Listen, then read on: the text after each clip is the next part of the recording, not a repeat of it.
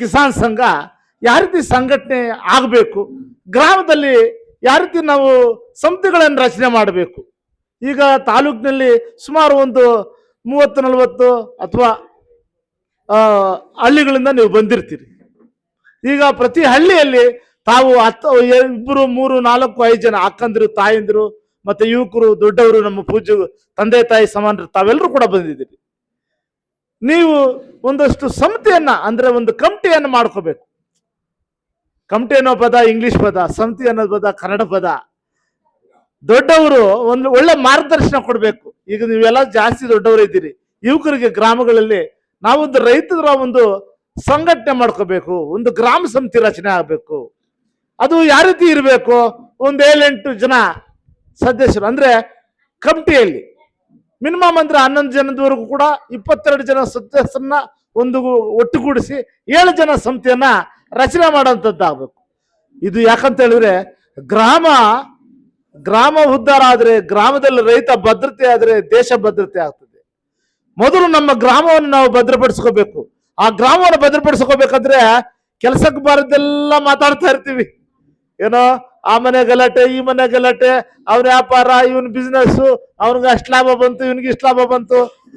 ಇದರ ಜೊತೆಗೆ ಗ್ರಾಮದಲ್ಲಿ ನಾವಿದ್ದೀವಿ, ಊರು ನಮಗೆ ತಾಯಿ ಇದ್ದಂಗೆ. ಆ ತಾಯಿಯನ್ನು ನಾವು ಯಾವ ರೀತಿ ಕಾಪಾಡ್ಕೋಬೇಕು, ಊರ್ನಿಗೆ ಏನು ನೀರಿನ ಮೂಲಗಳು ಮತ್ತೆ ಇನ್ನ ಎಲ್ಲ ರೀತಿಯಾಗಿರ್ತಕ್ಕಂಥ ಎಲ್ಲ ಸೌಲಭ್ಯಗಳು, ಸೌಕರ್ಯಗಳು ಕೂಡ ಇವೆಲ್ಲ ಕೂಡ ವ್ಯವಸ್ಥಿತವಾಗಿ ನಡಿಬೇಕಲ್ಲ. ಈ ಗ್ರಾಮ ಪಂಚಾಯತಿ, ಒಂದು ಪಂಚಾಯತಿಯಲ್ಲಿ ಒಂದು 14 ಊರು ಇರ್ತದೆ. 14 ಊರಲ್ಲಿ ಒಂದೊಂದು ಸಮಿತಿ ಇದ್ರೆ ಆವತ್ತು ಆ ಗ್ರಾಮ ಪಂಚಾಯತಿಯಲ್ಲಿ ಆಗ್ತಾ ಇರ್ತಕ್ಕಂಥದ್ದು ಒಂದು ಈ ಸೊತ್ತೆ ಮಾಡಿಸ್ಬೇಕಪ್ಪ. ಈಗ ನಮ್ಮನೇದೇ ಈ ಸೊತ್ತಿಲ್ಲ, ಪ್ರತಿಯೊಬ್ಬರು ಕೂಡ ಊರಲ್ಲಿ ಯಾವತ್ತು ನಾವು ಒಗ್ಗಟ್ಟಿಲ್ಲ ಅಂದ್ರೆ ಆ ಊರಲ್ಲಿ PDO ಬರ್ತಾನೆ, 50,000 ಆಗ್ತದೆ ಖಾತೆ ಈ ಸೊತ್ತು ಮಾಡ್ಬೇಕಂದ್ರೆ. ನನ್ನ ಮನೆ ತಾಯ್ಲೂರಲ್ಲಿ ಹೋಗಿದ್ದೆ, ನೋಡಿ ಹೇಳಿದ್ರು ಅವರು, ಸಾರ್ 30,000 ಕೊಟ್ಟಿದ್ದೀನಿ ಸಾರ್, ನನ್ನ ಈ ಸೊತ್ತು ಮಾಡಿಕೊಟ್ಟಿಲ್ಲ. 50,000 ಕೊಟ್ಟಿದ್ದೀನಿ ಸಾರ್, ನಂದು ಈ ಸೊತ್ತು ಮಾಡಿಕೊಟ್ಟಿಲ್ಲ. ಒಬ್ಬೊಬ್ಬರನ್ನೇ ಡೀಲ್ ಮಾಡ್ತಾರೆ ಅವರು. ಅಂದ್ರೆ ಅದೇ ಒಂದು ಸಮಿತಿ ಇದ್ರೆ, ರೈತರಾಗಿರ್ತಕ್ಕಂಥ ಒಂದು 10 ಜನ ಸಮಿತಿ ಇದ್ರೆ ಆ 10 ಜನ ಹೋಗಿ ಬಿಡು ಬಾರ ಇಲ್ಲಿ, ಏನ್ ಕುತ್ಕೋ ಇಲ್ಲಿ, ಏನ್ ಮಾಡಿದೀಯ ನಮ್ಮೂರ್ದು, ಎಷ್ಟು ಜನದ್ದು ಖಾತೆಗಳು ಮಾಡಿದೀಯ, ಈ ಸೊತ್ತುಗಳು ಮಾಡ್ಕೊಟ್ಟಿದ್ದೀಯಾ, ರಸ್ತೆ ಮಾಡಿದೀಯಾ, ದೀಪ ಹಾಕಿದೀಯಾ, ಅಥವಾ ಚಿರಂಡಿ ಕ್ಲೀನ್ ಆಗೋದಕ್ಕೆ ಏನೋ ನಮ್ಮೂರ್ಗೆ ಹಣ ಬಿಡುಗಡೆ ಆಗಿದೆ ಅದೆಲ್ಲ ಮಾಡಿದೀಯಾ. ಇವೆಲ್ಲ ಕೂಡ ಒಂದು ಸಮಿತಿ ಇದ್ರೆ ನೀಟಾಗಿ ನಮ್ಮ ಸಮಸ್ಯೆಗಳನ್ನ ಕೂಡಲೇ ನಾವು ಸರಿಪಡಿಸ್ಕೋಬಹುದು, ಪರಿಹಾರ ಮಾಡ್ಕೋಬಹುದು.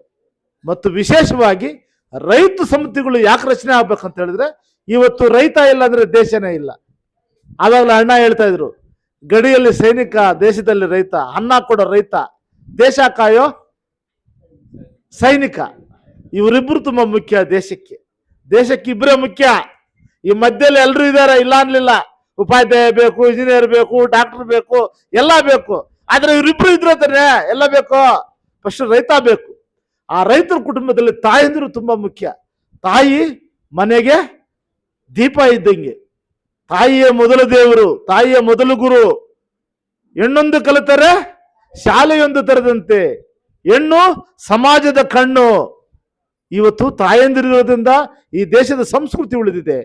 ತಾಯಂದಿರಿಂದ ಈ ದೇಶ ಇವತ್ತು ಸಂಪದ್ಭರಿತವಾಗಿ ಮುಂದೆ ಬರ್ಲಿಕ್ಕೆ ಸಾಧ್ಯ ಆಗ್ತಾ ಇದೆ. ಇವೆಲ್ಲ ಕೂಡ ನಿಮ್ಮೊಂದಿಗೆ ಹೆಚ್ಚಿಗೆ ಚರ್ಚೆ ಮಾಡಬೇಕು, ಹೆಚ್ಚಿನ ವಿಷಯಗಳು ನಿಮ್ಮೊಂದಿಗೆ ಹಂಚ್ಕೋಬೇಕು. ಮುಂದಿನ ದಿನಗಳಲ್ಲಿ ಪ್ರತಿ ಗ್ರಾಮಕ್ಕೂ ಕೂಡ ನಾವು ಬಂದು ಮಾತಾಡೋದಾಗಬೇಕು. ಅಲ್ಲಿರ್ತಕ್ಕಂಥವ್ರೆ ಗ್ರಾಮ ಸಮಿತಿಗಳನ್ನ ರಚನೆ ಮಾಡೋದಂತಾಗಬೇಕು. ಇವೆಲ್ಲ ಕೂಡ ನೀವೆಲ್ಲರೂ ಕೂಡ ಕೇವಲ ಇವರೇನು ಮಾಡೋಕ್ಕಾಗಲ್ಲ, ನಾನೇನು ಮಾಡೋಕ್ಕಾಗಲ್ಲ. ನೀವೆಲ್ಲ ಮನಸ್ಸು ಮಾಡಿದ್ರೆ ನಿಮ್ಮ ಗ್ರಾಮ ಉದ್ಧಾರ ಆಗ್ತದೆ. ನೀವಿರೋ ಕಡೆನೆ ಏನೋ ಕಲ್ಮಶಗಳನ್ನು ಮರೀರಿ, ಒಬ್ಬರ ಮೇಲೆ ದ್ವೇಷ, ಅಸೂಯೆ ಇವೆಲ್ಲ ಪಕ್ಕಕ್ಕಿಡಿ. ಊರು ಅಭಿವೃದ್ಧಿ ಕಡೆ ಗಮನ ಕೊಡಿ. ನಮ್ಮೂರು ಮುಖ್ಯ. ಊರು ಅಭಿವೃದ್ಧಿ ಆದ್ರೆ ದೇಶ ಅಭಿವೃದ್ಧಿ ಆಗಿತ್ತು. ಹಳ್ಳಿ ಇದ ಡಿಲ್ಲಿ, ಹಳ್ಳಿ ಇರೋದ್ರಿಂದನೇ ಡಿಲ್ಲಿ ಇರೋದು, ಇಲ್ಲಾಂದ್ರೆ ಇಲ್ಲ. ಆ ರೀತಿ ಇವೆಲ್ಲ ಕೂಡ ಯೋಚನೆ ಮಾಡ್ಬೇಕಾಗ್ತದೆ. ನಾನು ಹೆಚ್ಚಿಗೆ ಮಾತಾಡೋದಕ್ಕಿಂತ ಸಮಿತಿಗಳ ರಚನೆ ವಿಷಯದ ಬಗ್ಗೆ ನಿಮ್ಮೆಲ್ಲರೂ ಕೂಡ ಒಬ್ಬೊಬ್ಬನಾಗೆ ಮಾತಾಡಿಸ್ಬೇಕು ಅಂತ ಆಸೆ ಇದೆ. ಆದ್ರೆ ನೀವು ಎದ್ದು ಮಾತಾಡಬೇಕು. ಅದು ನಮ್ಮ ಸಂವಾದ ಆಗಬೇಕು. ಇಲ್ಲಿ ಭಾಷಣ ಮಾತಾಡೋದು ಎಲ್ರಿಗೂ ಬರ್ತದೆ. ಭಾಷಣಗಳು ಎಲ್ಲರೂ ನೋಡಿ, ನಮ್ಮ RSS ಮಾಸ್ಟರ್ ಬಿಟ್ರೆ ಈ ದಿನ ಪೂರ್ತಿ ಯಾವುದು ಒಂದೇ ಒಂದು ಕೆಲಸಕ್ಕೆ ಬಾರದೆ ಇರತಕ್ಕಂಥ ಒಂದು ವರ್ಡ್ ಕೂಡ ಹೇಳಲ್ಲ ಅವರು. ಎಲ್ಲ ತುಂಬಾ ಅತ್ಯುಮೂಲ್ಯ ವಿಚಾರನೇ ಹೇಳ್ತಾರೆ. ಇನ್ನ ನಮ್ಮ ಅರಿವು ಪ್ರಭಾಕರ್ ಬಿಟ್ರೆ ನಿಜವಾಗ್ಲೂ ಕೂಡ ಅಷ್ಟು ಶಕ್ತಿಯುತವಾಗಿ ಮಾತಾಡ್ತಕ್ಕಂಥವ್ರು ನನ್ನ ನೋಡಿಲ್ಲ ಅನಿಸ್ತದೆ. ನೀವೆಲ್ಲರೂ ಕೂಡ ನಮ್ಮ ನಾಡು ಸಂಜಿ ಇದ್ದಾರೆ, ಎಲ್ಲರೂ ಮಾತಾಡೋರೆ ಇಲ್ಲನಿಲ್ಲ. ಆದ್ರೆ ನಿಮ್ಮ ನಮ್ಮ ಮಧ್ಯೆ ಒಂದು ಬಾಂಧವ್ಯ ಸಂಪರ್ಕ ಆಗ್ಬೇಕು. ಅದು ಸಂಪೂರ್ಣವಾಗಿ ನಮ್ಮಲ್ಲಿ ಎಲ್ಲರಲ್ಲೂ ಕೂಡ ವಿದ್ಯುತ್ ಒಂದು ಕಡೆ ಕರೆಂಟ್ ಕೊಟ್ರೆ ಹೆಂಗೆ ಎಲ್ಲ ಕಡೆ ಬಲ್ಬ್ಗಳು ಅಂಟ್ಕೊಳ್ತವೆ, ಆ ರೀತಿ ನಮ್ಮಲ್ಲಿ ಸಂಪರ್ಕ ಆಗ್ಬೇಕು, ಸಂಘಟನೆ ಆ ರೀತಿ ಆಗ್ಬೇಕು. ಪ್ರತಿ ಗ್ರಾಮದಲ್ಲಿ ಕೂಡ ರೈತರ ಬಗ್ಗೆ ಮಾತಾಡೋರಾಗಬೇಕು, ಸಮಸ್ಯೆಗಳ ಬಗ್ಗೆ ಮಾತಾಡೋರಾಗಬೇಕು, ಊರಿನ ಅಭಿವೃದ್ಧಿ ಬಗ್ಗೆ ಮಾತಾಡೋರಾಗಬೇಕು. ಇದು ನಿಮ್ಮಲ್ಲಿ ನಾವು ಬಯಸೋದು. ಇಲ್ಲಿ ಬಂದು ನೀವೇನೋ ಬಂದ್ರಿ, ಏನೋ ಕರೆದ್ರು, ಓದ್ವಿ, ಬಂದ್ವಿ, ಅದೇನೋ ಶಾಲೆಗಳು ಹಾಕೊಂಡಿದ್ವಿ, ಹಸಿರು ತುಂಬಾ ಚೆನ್ನಾಗಿತ್ತು, ಫೋಟೋಗಳು ತೆಗೆದ್ರು, ವಿಡಿಯೋ ಮಾಡಿದ್ರು, ಓಹ್ ಚೆನ್ನಾಗಿತ್ತಪ್ಪ. ಇದಲ್ಲ. ಊರಲ್ಲಿ ನೀವೇನು ಮಾಡಬೇಕು, ಒಂದು ಸಮಿತಿ ರಚನೆ ಮಾಡಬೇಕು. ಒಂದು 7 ಜನ ಗಟ್ಟಿಯಾಗಿ ಪರಿಶುದ್ಧವಾಗಿ ಗ್ರಾಮವನ್ನು ಕಾಯುವಂತ ಕೆಲಸ ಆಗಬೇಕು. ನಮ್ಮ ಅಭಿವೃದ್ಧಿ ನಮ್ಮ ಕೈಯಲ್ಲಿದೆ, ನಮ್ಮೂರ ಅಭಿವೃದ್ಧಿ ನಮ್ಮ ಕೈಯಲ್ಲಿದೆ. ಅವಾಗ ಎಂತ ಅಧಿಕಾರಿನೂ ಭಯ ಪಡ್ತಾರೆ. ತಾಲೂಕು ಕಚೇರಿ ಮುಂದ್ಗಡೆ 1000 ಹೋರಾಟಗಳು ಮಾಡಿದ್ದೀವಿ, ಅವ್ರು ಬೆಂಡಾಗಿದೇ ಇಲ್ಲ. ಯಾಕಂದ್ರೆ ರೈತರಲ್ಲಿ ಒಗ್ಗಟ್ಟಿಲ್ಲ. ಬಿಡ, ಈ ಸೊಂದಲ್ಲಿ ಹೋಗ್ತಾರೆ, ಆ ಸೊಂದಲ್ಲಿ ನಮ್ಮನ್ನು ಬರ್ತಾರೆ, ಸಾರ್ ನಮ್ದೇನೋ ಇದು ಮಾಡ್ಕೊಡ್ಬಿಡಿ ಸರ್, ಒಂದಷ್ಟು ಕಾಸು. ಯಾಕಂದ್ರೆ ಭೂಮಿಗಳು ಇವತ್ತು ವಿಪರೀತ ಎಲ್ಲಂದ್ರೆ ದಾಖಲೆಗಳು ಸಮಸ್ಯೆ ಆಗ್ಬಿಟ್ಟಿದೆ. ಒಬ್ಬೊಬ್ರು 50-60 ಎಕರೆ ಭೂಮಿಗಳಲ್ಲಿದ್ದಾರೆ, ಅವರಿಗೆ ಕೇವಲ 4-5 ಎಕರೆ ಜಮೀನು ಇರ್ತದೆ ಖಾತೆ, ಇನ್ನು 30-40 ಎಕರೆ ಅನಾಥ ಇರ್ತದೆ, ಅವ್ರ ಖಾತೆಗಳಾಗಬೇಕು. ಸಾರ್ ತಕೊಳ್ಳಿ ಸರ್, ಒಂದು 5 ಲಕ್ಷ 6 ಲಕ್ಷ 10 ಲಕ್ಷ ನಮ್ಮ ಭೂಮಿ ಮಣ್ಣು ಮಾಡ್ಕೊಟ್ಬಿಡಿ ಸರ್. ಇವು ವ್ಯಾಪಾರಗಳು ಚೆನ್ನಾಗಿ ಗೊತ್ತಿದೆ. ತಾಲೂಕು ಕಚೇರಿಯಲ್ಲಿ ಅಧಿಕಾರಿಗಳು ಇವತ್ತು ಕೋಟಿಗಳು ತುಂಬಿಸ್ಬಿಟ್ಟಿದ್ದಾರೆ.